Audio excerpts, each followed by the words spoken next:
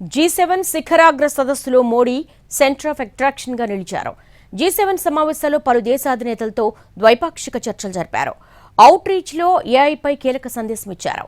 Italy ప్రధాని మెలోనీతో మోడీ దిగిన selfie మరోసారి మెలోడీగా హైలైట్ అయింది. ప్రధాని మోడీ 2 రోజుల ఇటలీ పర్యటన ముగిసింది. అపురియా సిటీలో జరిగిన G7 శిఖరాగ్ర సదస్సులో పాల్గొన్నారు.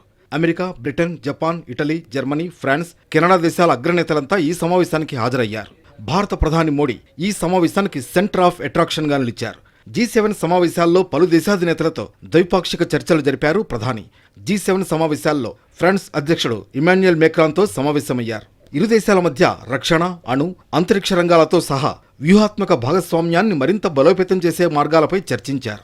వీటితో పాటు పలు ప్రపంచ, ప్రాంతీయ సమస్యలపై అభిప్రాయాలను పంచుకున్నారు. ఆ తర్వాత G7 అవుట్ రీచ్ కార్యక్రమంలో పాల్గొన్నారు మోడీ. సాంకేతిక రంగంలో ఏకఛత్రాధిపత్యానికి అంతం పలకాలని పిలుపునిచ్చారు.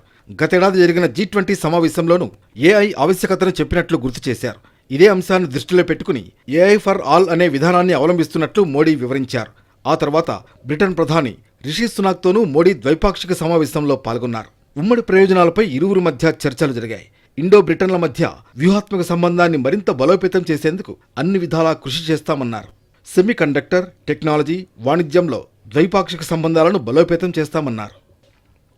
ఉక్రెయిన్ అధ్యక్షుడు జెలెన్స్కీతోనూ ప్రధాని నరేంద్ర మోడీ చర్చలు జరిపారు. రష్యా ఉక్రెయిన్ వివాదానికి సంబంధించిన పలు అంశాలను ప్రధాని మోడీకి జెలెన్స్కీ వివరించారు. తర్వాత సమావేశానికి వచ్చిన పోప్ ఫ్రాన్సిస్తో ప్రధాని మోడీ సమావేశమయ్యారు. పోప్ ఫ్రాన్సిస్తో కరచాలనం చేసి ఆత్మీయంగా హత్తుకున్నారు.